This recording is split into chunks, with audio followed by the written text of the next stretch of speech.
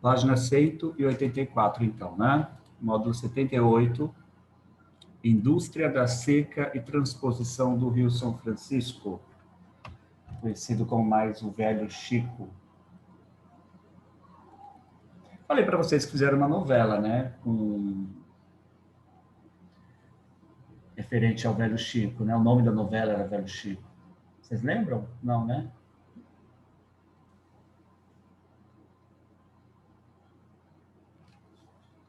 Não? Sim? Sim, não? Não. Não. Não, não lembro. Não era da... não faz tanto tempo. Foi aquela novela que o ator morreu afogado. A ótima série, professor, aquele ator.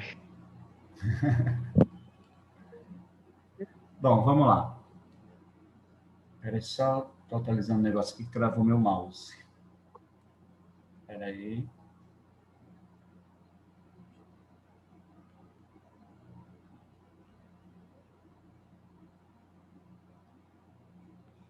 Bom, voltou. Quais são as diferenças entre seca e estiagem? Quem fez essa daqui? Eu Qual é a diferença? coloquei que a estiagem é marcada pelo atraso do início do período chuvoso e a seca é o desastre de maiores proporções, minha letra ficou esquisita nessa palavra, e tempo mais longo. E eu coloquei aqui que eu achei na apostila, professor, não sei se está certo, que depois que eu coloquei isso, coloquei e porque a seca é uma versão crônica de estiagem, não sei se está certo isso. Não está certo. Mais alguém? Que colocou? Eu Diga, com as suas palavras. coloquei assim, estiagem é caracterizada pela diminuição de ausência de chuva e seca é por estiagem prolongada com duração de meses ou anos. Perfeito. Tá? Posso falar, professor? Pode.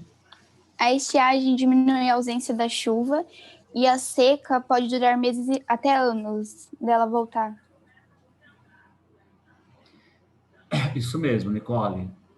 Tá? Então, a estiagem é marcada pelo atraso do início do período chuvoso ou pela diminuição drástica dos valores de chuva, tá? Essa é a estiagem, tá? Já os períodos de seca, né? É o desastre de maiores proporções e tem tempo mais longo, tá? Então, estiagem e seca, elas estão ali, de uma certa forma, juntas, né? Mas a estiagem ainda tem um pouco de chuva, tá? Tem um período, né, chuvoso aí, mas muito rápido, diferente da seca, que já não tem tanto, tá? Mas ambos aí, às vezes dá até para se confundir um pouco. Ó, deixa eu colocar aqui uma imagem.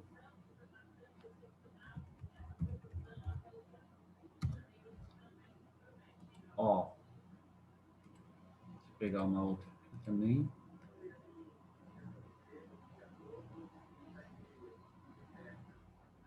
Ó, uma imagem aqui de uma estiagem, ó.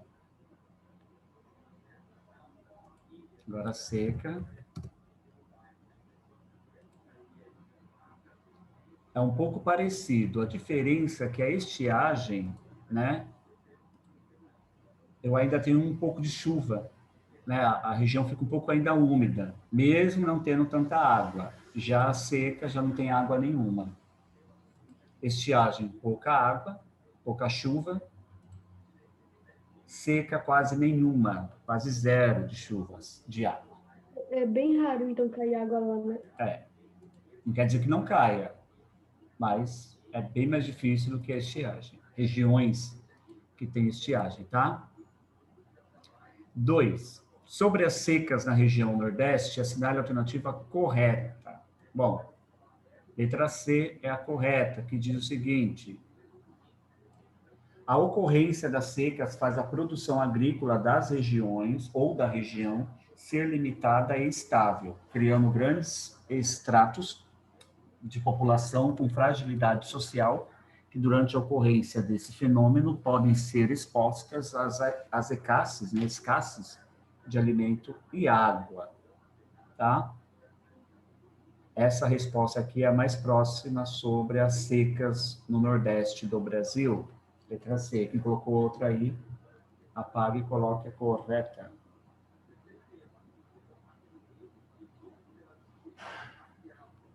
Três. Quais podem ser considerados os fatores políticos resultantes da ocorrência das secas na região sertão nordestino? Quais podem ser considerados fatores políticos resultantes da ocorrência das secas nessa região? Eduardo? Não. Bruno? Quem fez? Sofia, Nicole, Matheus, Rafael? Eu não consegui fazer essa, professor. Ninguém? Qual? A 3. Não? Então vou A falar. 3 eu coloquei por causa do Planalto. Tá certa. Peraí, vamos lá, Bruno. Eu coloquei por causa do Planalto. Por causa do Planalto? O que tem a ver políticos, fatores políticos e Planalto? Você falou um Planalto de Borborema? Uhum. Bom, desliga o áudio aí. Bom, fatores políticos, tá? Na ocorrência da seca no Nordeste, tá?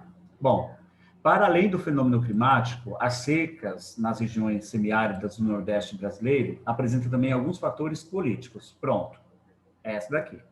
Entre eles, podemos citar a indústria da seca, que desvia recursos destinados à mitigação dos efeitos da seca, beneficiando apenas a elite da região semiárida, impedindo as populações mais carentes de terem acesso à água.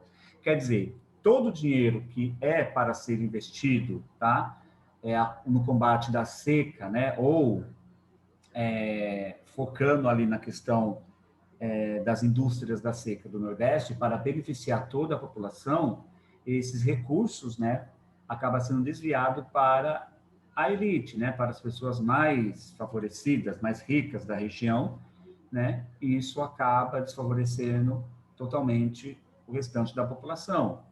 Quer dizer, a política está ali? Está, mas de forma incorreta. Então, todo o dinheiro, todo o recurso que é para melhorar a situação da seca no Nordeste, né, acaba sendo colocado nas mãos daqueles que têm mais poder, né, os capitalistas nordestinos, né, do sertão nordestino, né, e acaba, às vezes, não fazendo um bom trabalho que acabaria ajudando toda a população. Posso falar 3, professor? O que eu falei depois do Bruno? Pode falar. Eu coloquei assim, aos beneficiamentos de determinados setores industriais pela ocorrência de seca. Eu tinha achado lá, só que eu não sei, eu sabia se Peraí, estava certo. o Eduardo fala mais devagar, você está falando muito rápido. Eu coloquei a beneficiamentos de determinados setores industriais pela ocorrência da seca. Ao beneficiamento dos setores industriais por causa... A beneficiamentos de determinados setores industriais pela ocorrência da seca. Pela ocorrência da seca, né? Ok. Mais alguém? Entenderam a 3? Tá certo? Tá certo. Entendi. Desliga o áudio para mim agora. Quem foi que falou, Gustavo? Quais podem ser considerados os impactos negativos da implantação da transposição do Rio São Francisco? Quais são Eu os coloquei impactos negativos? Perda de... eu coloquei a perda de fauna e flora. Perda de fauna e de flora. Só isso? O que mais? Alguém? Professor. Diga, Nicole. Gera impactos na fauna e na flora, levando ao desequilíbrio ecológico, afetando o ecossistema. Tá, quem mais? Não? Tá certo, é o de vocês, tá? Mas vocês podem completar aí um pouquinho, né? Os impactos negativos da transposição do Rio São Francisco, primeiramente, vocês lembram que é uma transposição de um rio, né? Estão falando do São Francisco, mas você não sabe que é uma transposição. Quando você transporta a água do rio, tira a água do rio e leva ele para um outro lugar. Isso é transposição. Por exemplo, transposição do rio Tietê. Não temos, não existe isso aqui em São Paulo, mas se desse, né, se o rio fosse um rio muito grande e fosse limpo, né, na nossa cidade, óbvio, né, que a gente poderia pegar uma parte do rio e levar para uma outra cidade, por exemplo, né? fazer essa transposição, fazer o rio passar em outros lugares, né? Ele tem o seu percurso natural, mas o homem conseguiria, como ele consegue, né, levar ele para outros caminhos, tá? Então, os impactos, né, dessa transposição do Rio São Francisco, né, no meio ambiente, negativos da questão do meio ambiente, né, é a diminuição do leito, tá, que pode afetar espécies de vegetais e animais, como vocês falaram aí, da flora e da fauna, né, causando aí um problema no ecossistema. E além disso, né, ele também pode alimentar a indústria da seca, ou seja, teme-se que as águas transportadas não alcancem a maior parte da população que necessita da utilização desses recursos. Por exemplo, como a indústria hoje é o setor que mais consome água, tá? Pelo incrível que pareça, as indústrias consomem mais água do que a gente nas nossas casas. Se pegar todas as pessoas dentro das suas casas e as indústrias consomem mais água do que as empresas, do que as pessoas dentro de casa, na verdade, tá? Então, essa transposição, que vai beneficiar mais as indústrias do que a população, é um problema também negativo aí dessa transposição, tá? Porque não vai chegar água para todos, que a indústria acaba consumindo mais do que as residências, por exemplo, tá? Então, quem fez aí da fauna e a flora, tá certo, tá? Mas pode dar uma completada aí falando um pouquinho da indústria, né? Também pode alimentar a indústria da seca, ou seja, teme-se que as águas transportadas não alcancem a maior parte da população que necessita dessa água, desse recurso hídrico, né? Entenderam? Sim, professor. Então tá bom. Sim. Vocês são ótimos, né? Vocês são meus alunos, são ótimos. Eu sou ótimo. Obrigada. Pois é, né? Vamos lá para o conferir. Não pedi para vocês fazerem, mas quem fez, ótimo. Mas quem não fez, vamos fazer juntos aqui, tá? Só para a gente finalizar essa parte aqui. Eu conferir uma revisão, né? A gente vai retomar aí um pouquinho de tudo, tá? Então, para conferir, vou até aumentar aqui, ó, para ficar maior aí para vocês. Opa, aumentei demais. Para conferir. Classifique os estados a seguir nas 3 categorias apresentadas, tá? Temos 3 categorias aqui. Pertencem totalmente ao complexo nordestino, pertencem parcialmente ao complexo nordestino e não pertencem ao complexo nordestino. Então, tem alguns estados aqui, tanto do Nordeste como de outras regiões do Brasil, que podem pertencer 100% no Nordeste, a região, como não podem pertencer 100%, mas uma parte sim, outra não, como aqueles que não podem, tá? Então, Piauí, Ceará, Rio Grande do Norte, Paraíba, Pernambuco, Alagoas, Sergipe, Bahia, eles pertencem completamente, tá, ao complexo nordestino, ok? Eles estão ligados 100% dentro do território nordestino. Só para vocês terem uma ideia, ó. Nordeste, mapa, status, ó.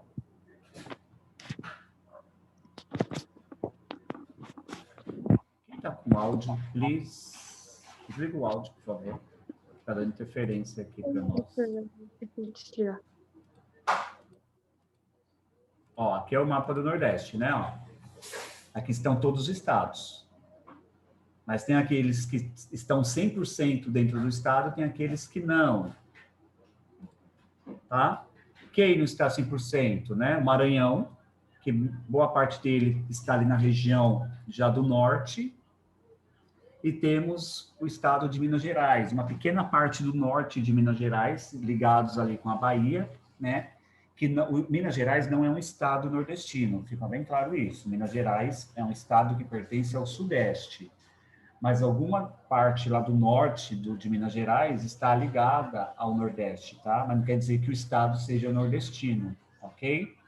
O Maranhão, ele já é considerado um estado nordestino, mas ele não está 100% dentro do território. Boa parte do seu território também está na região do norte, mas é um estado nordestino, tem essa diferença, ok? E os nomes que estão aqui, que não pertencem ao complexo nordestino, é Tocantins, Goiás e Pará. tá? Tocantins e Pará faz parte da região norte. E Goiás, da região do centro-oeste. 2. Tudo bem, gente? Vocês estão copiando, fazendo? Posso passar para 2 ou não? Pode. Pode. Depois eu espero. 2. Para as descrições indicadas, complete com a formação de relevo do complexo nordestino. Temos aí a letra A. Localizada entre os estados do Rio Grande do Norte, da Paraíba e de Pernambuco, essa formação de relevo cria condições para estabelecimento de áreas de clima com menores médias de temperaturas anuais em plena região nordestina. Estamos falando do Planalto da Borborema. Planalto ou Serra da Borborema é a mesma coisa, que serra é dado o nome do relevo, que pode ser um planalto, né? Uma região serrana, ou uma região serrana em cima de um planalto, dá na mesma, tá? Então, Borborema, planalto ou serra, tá? Letra B. Essa formação de relevo é utilizada como delimitação de diversos estados da região nordeste brasileira, sendo também o local onde é encontrado um dos sítios paleontológicos mais importantes do Brasil, Chapada do Araripe, que a gente até falou lá nesse módulo, né? Uhum. Que a Chapada também, ele acaba dando ali, junto com o Planalto de Borborema, fazendo a região sertão ser seca, né? Não é só o Planalto de Borborema, mas o Planalto de Borborema é o mais conhecido, né? É o mais falado, que impede essa umidade de passar.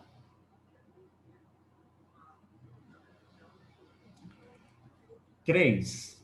Classifique as sub-regiões do complexo do Nordeste de acordo com os números indicados. Então, cada mapa aqui tem um número, tá? E qual é o nome de cada região? Vamos lá. Região de número 1. Que região é essa? Meio norte. Meio norte, perfeito. 2 é fácil, né? Uhum. Qual é o 2? Sertão. Opa, e o 3? Agreste. Perfeito. E o 4? Zona da Mata. Zona da Mata, tá? Tá aqui, ó. Tá? Essas sub-regiões, tá? A gente tem essas 4 regiões dentro do Nordeste e eles estão associados com as questões do clima e da vegetação, tá? Pelo que pareça. Essas sub-regiões estão associadas à questão do clima e da vegetação, ok? Peraí, tem mais uma parte ali, vamos lá do outro lado. 4. Relaciona as divisões da Zona da Mata Nordestina com as características apresentadas. Então, temos aqui, número 1, Zona da Mata Açucareira, 2, Recôncavo Baiano, e a 3, Zona da Mata Cacaueira, tá? Aí tem aqui a letra A com seus respectivas descrições, né?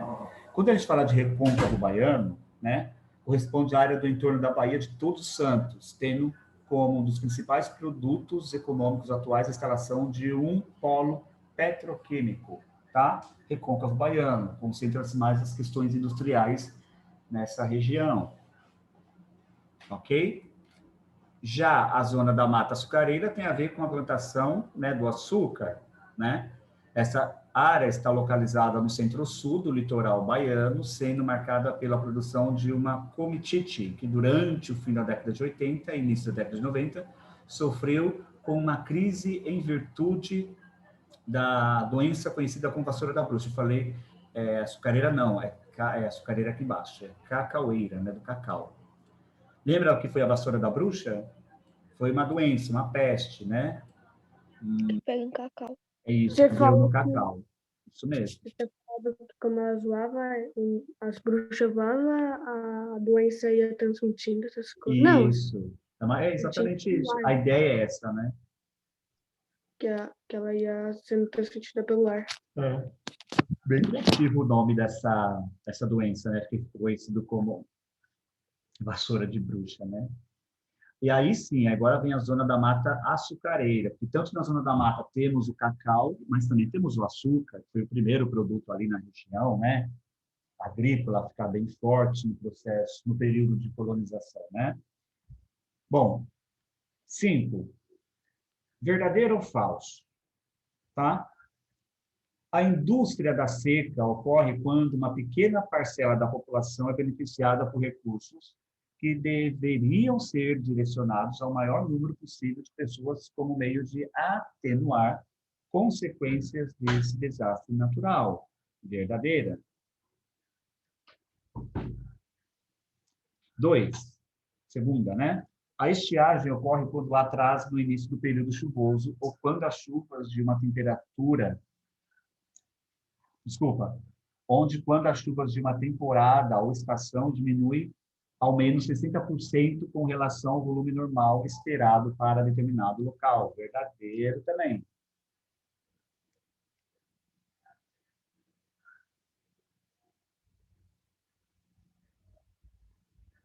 E terceira, a transposição do Rio São Francisco foi um projeto que demorou para ser executado em virtude da ausência de técnicas e tecnologias para sua execução.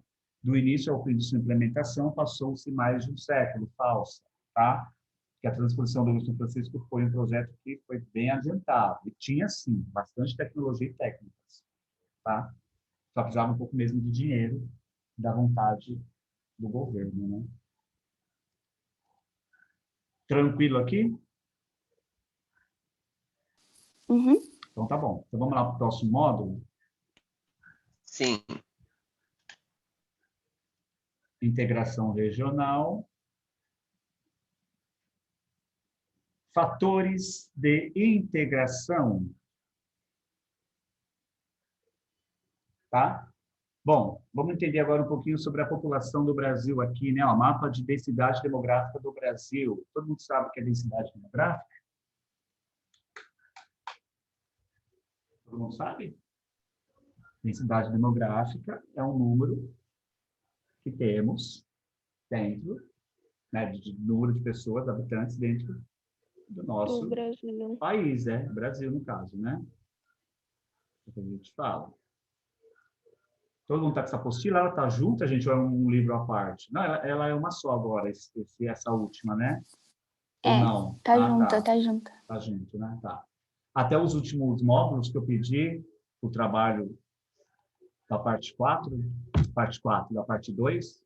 Ó, a parte 2 é o módulo 88, 89, e o Indicadores Sociais Brasileiros, que é o 90. É o resumo desses dois módulos, que é o finalzinho lá da apostila, dessa daqui. Tá? Tá lá no final. Então, bom, se ela tá junta, então tá ótima aí. Tá? Bom, fatores de integração. O processo de formação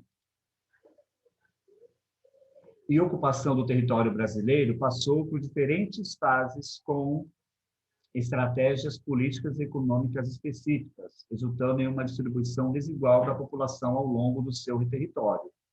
Uma análise dessa distribuição revela grande densidade demográfica em áreas litorâneas, como a gente pode observar aqui no mapa. Esse mapa aqui, ele está me dando o número de habitantes por quilômetro quadrado, e quanto mais escuro estiver o mapa, é o número, né, a maior quantidade que está concentrada a cada região com a população. Então, por exemplo, toda a região litorânea, ó, é onde se concentra a maior parte da população brasileira. Claro, com uma particularidade mais na região do Sudeste, né, por questões históricas, né, a indústria se desenvolveu na região de São Paulo, Rio de Janeiro, né, então essa região aqui vai ser a mais populosa mesmo de todo o território, mas, ó, a maior concentração está em toda a parte litorânea, os estados, né, que tem acesso ao Oceano Atlântico, né, é onde se concentra o maior número de pessoas. Então, temos aqui as capitais, né, ó, Porto Alegre, Florianópolis, Curitiba, São Paulo, Rio, Vitória, Nordeste nem se fala, né? Quase todas as capitais, ou todas, né? Tirando apenas Teresina, está na parte litorânea. Salvador, litoral, Aracaju, litoral, Maceió, Recife, João Pessoa, Natal, Fortaleza e São Luís. Todas essas capitais são capitais litorâneas do Nordeste, né? Piauí apenas não. Teresina, que é a capital de Piauí, está mais para o interior do estado, né? E São Paulo, né? São Paulo é diferente do Rio, por exemplo. A capital de São Paulo não é Santos, não é Praia Grande, né? Não é Guarujá, né? Já é São Paulo mesmo que está mais para dentro do estado, né? Não é a região litorânea, né? Diferente do Rio de Janeiro, né? E Curitiba também. Florianópolis e Porto Alegre já está mais também na parte litorânea, tá? Alguém sabe me dizer o porquê? A concentração hoje, né? Esse mapa aqui é de 2010, né? Porque nos dias de hoje a concentração é mais na região litorânea? Alguém sabe me dizer um pouquinho aí? Tem a ver com as aulas de história, né?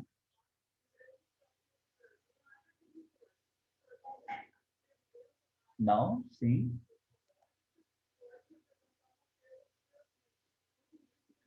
Não, pessoal? Hein? Não. Gente, por causa da questão coloniais, quando os portugueses chegaram aqui no Brasil, eles colonizaram qual região? Essa região aqui, né? Ó, aqui. Então, automaticamente, as principais cidades vai ser no litoral, porque facilitava mais a questão do transporte de mercadorias, né?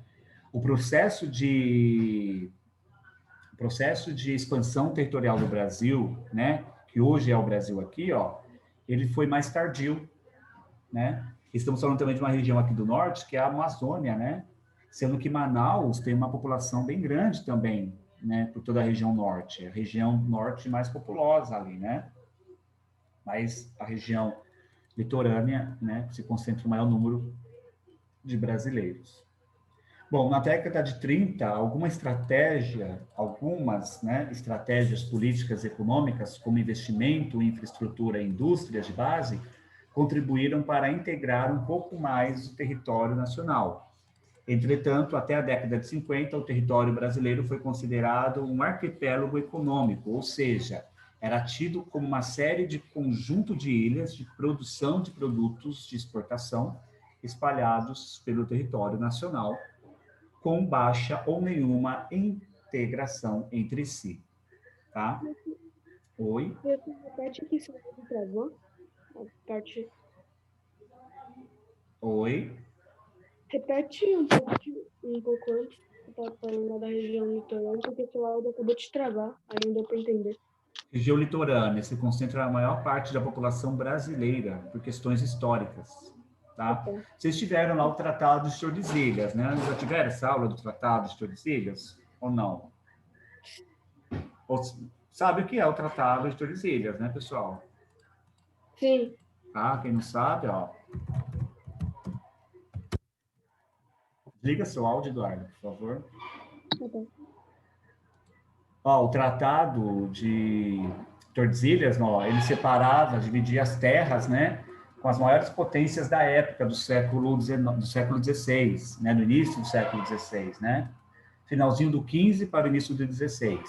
Então temos aqui em verde Portugal e temos aqui em laranja Espanha. As terras do planeta foi dividido entre essas duas potências, né? Então, pelo tratado, essa parte aqui, ó, pertencia ao Brasil. Então, óbvio, né, que boa parte dessa região litorânea, que pertencia ao Brasil, não, a Portugal. A Portugal ia ser a maior região de concentração populacional aqui. Depois, os portugueses foram, né, entrando, né, se expandindo pelo território espanhol, pegando terras aí, anexando ao seu território, que ia se transformar no Brasil que temos hoje. Então, olha aqui, ó, essa parte aqui é a mais populosa. Depois, a indústria, né, que foi centralizada mais na região de São Paulo, é onde as pessoas começaram a migrar mais para cá. Por isso que São Paulo, né, é a cidade e é o estado mais populoso do Brasil, né? Por causa das indústrias que se concentraram e se concentram aqui também até hoje, tá? Muitos migraram, mas olha, Brasil... Ó, tem um mapa aqui à noite, ó, mapa do Brasil...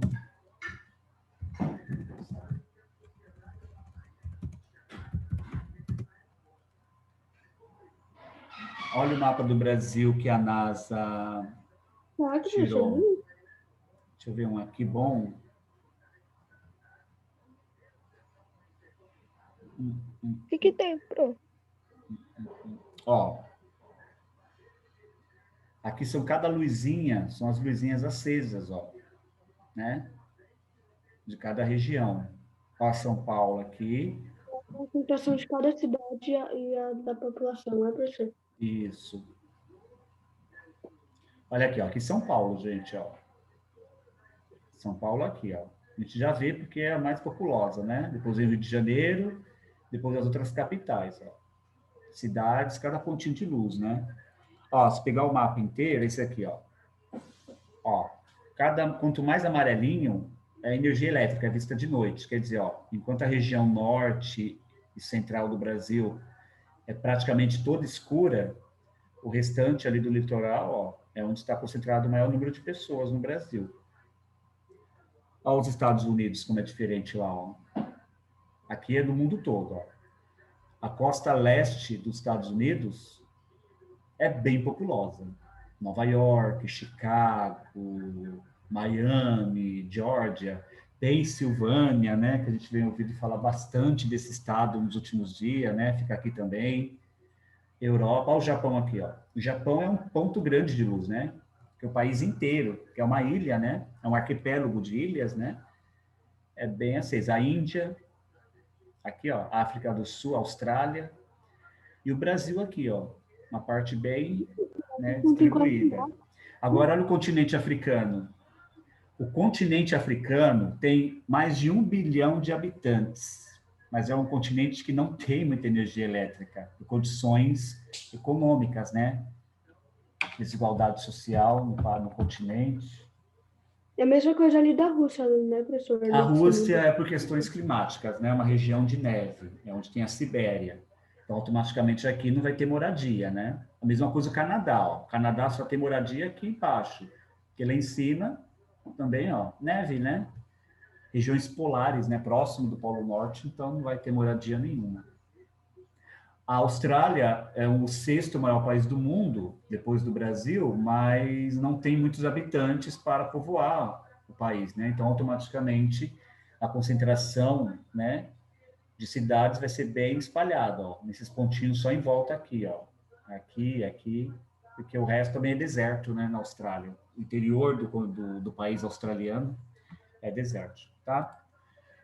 Bom, sétimo ano, eu vou finalizar esse módulo na quarta-feira sobre esses fatores de integração e falar um pouco mais da população brasileira na quarta-feira.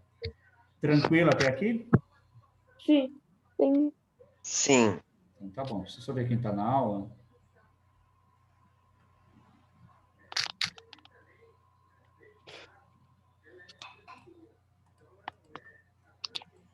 Alexandre, tem desliga o áudio para mim, só deixa ligado para responder a chamada, por favor. Vocês ligam o áudio e não desligam. Alexandre, está aí? Bruno? Sim. Eduardo também, que estou vendo. Gabriel de Oliveira. Giovana.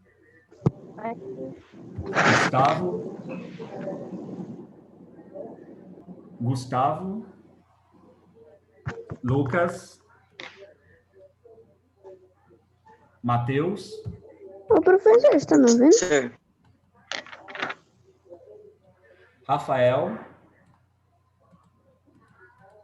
Aqui. Sofia. Rafael está aí. Sofia. Gente, chamada. Sofia está aí? O professor está me ouvindo? O Alexandre está me ouvindo? Estou ouvindo, Alexandre. Presente para você. Sofia. Júlia. Nicole. Aqui. Ok. Alexandre, você está enviando as atividades, mas você envia sem arquivo. Dá uma olhada nas atividades do quarto bimestre, me envia com arquivo, por favor. Foi. Tá bom? Sofia está aí, presente para Sofia. Mais alguém? Não? O restante não veio, né? Não está aí não, né? Então tá bom. Tem que responder a chamada, né? Acho que é. Gabriel, Lucas está aí, ó. Lucas Sim. está aí, ok. Presente para o Lucas. Matheus? Não? E nem Gustavo, né? Então tá bom, gente. Boa semana, a gente se vê na quarta-feira.